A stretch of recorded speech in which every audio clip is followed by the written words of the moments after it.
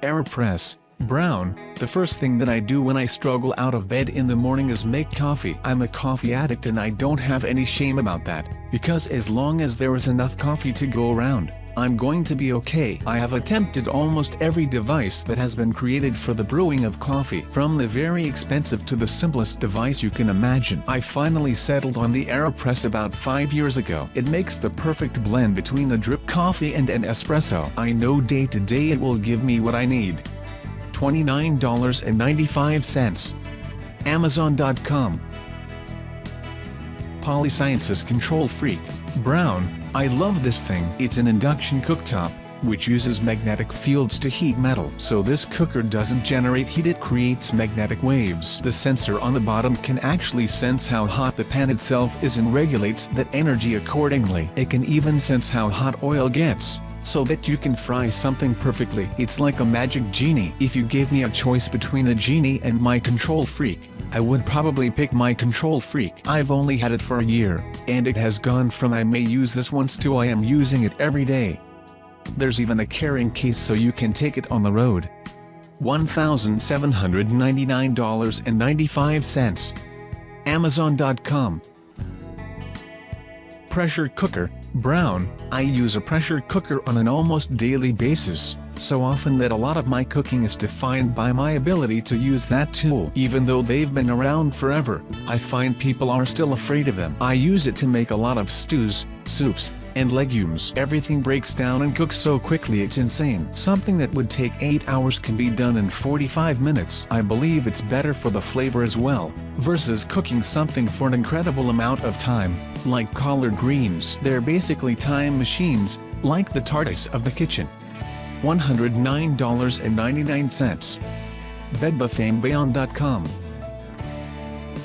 Immersioncirculator, brown. It gives you the ability to set a water bath at a very specific temperature. I really enjoy eating eggs, especially when they're cooked a very specific way, so I can use one of these. Drop an egg in, walk away for a few hours, and when you come back they're still going to be perfectly prepared. This is a first-line tool for me.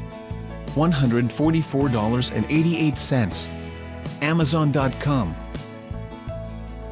Pro tip: some of the best tools are homemade. Brown swears by a $1,700 countertop appliance, which isn't exactly in a casual chef's budget. But not everything has to be state-of-the-art. Two of Brown's most used kitchen tools are DIY rigs he made on the cheap. For instance, his steel Lotus, a couple metal steamer baskets strung together, only cost him about $10. This is a piece of gear that I fabricated myself and I use it once a week at a minimum, he says. It's the best way to steam large amounts of chicken or vegetables. Just go to the hardware store, spend about $10 to get 3 collapsible steamer baskets connected together with a piece of threaded stock, and take out the center post. More ambitious but still easy on the wallet, Brown built a dehydrator that makes killer jerky, but he made the apparatus out of things you'd probably find in the attic. I always want to have jerky around, so I built this out-of-a-box fan with a couple of furnace filters attached with bungee cords,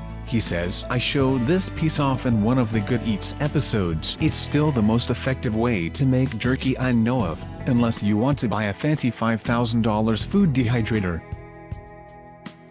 Dry ice, Brown. I use dry ice pretty frequently in my cooking and especially my cocktail making. It can help you make some pretty incredible sorbets and ice creams. It's also great for quickly freezing produce like chunks of avocado. You can harvest dry ice fairly easily out of CO2 fire extinguishers using a pillowcase. There are instructional videos out there. People are afraid of dry ice, but really, is it more dangerous than open flames? Just be safe.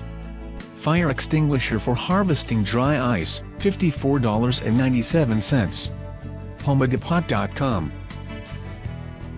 Ziploc bags, Brown, I am not a big fan of Tupperware as a concept, not as a brand. This is mostly for the simple fact that as soon as I buy it I always lose the lid. They start to fill up the drawers. They're like socks when they're lost in the laundry. I put everything in Ziploc bags. They tend to give me a better seal and keep me from having to wonder where the hell I put that lid to my Tupperware or Rubbermaid. Until someone comes up with a system where that doesn't happen, I'm going to stick with the bags.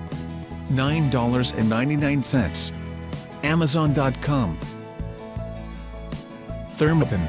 Brown, this is the thermometer that works in any environment. It can sense how and where you are holding it on the dish, which is incredible. It's almost perfect. Scratch that, it is perfect. You are going to spend a little bit more, but it's absolutely worth it. You can control your cooking so much more with a tool like this. I find it especially useful when I bake bread, because it helps to be precise. $76. Thermoworks.com. Panini Press. Brown, I use it multiple times a week, but I never make paninis with it. My go-to is game hen, which I cut into little pieces. I throw them on there and flatten them out with some sort of weight on top of the press. I usually use a carrot leaf bell. Make sure you get one with a metal chassis that can withstand a little pressure. Later on, throw a few greens in there. You can get perfectly cooked meals in just minutes. $175. Amazon.com. Board scraper. Brown, I don't understand how people can exist without a board scraper or a dough blade. I travel with one as well, because I spend a lot of time in Airbnbs and they never have one in the kitchen. I move things around with it. If you chop up a bunch of ingredients, how are you going to move them all around? I use it as an extension of my hand. I can use it to clean a counter quickly. I find it's an extremely simple but useful addition to any kitchen. $9.95. Williamsonoma.com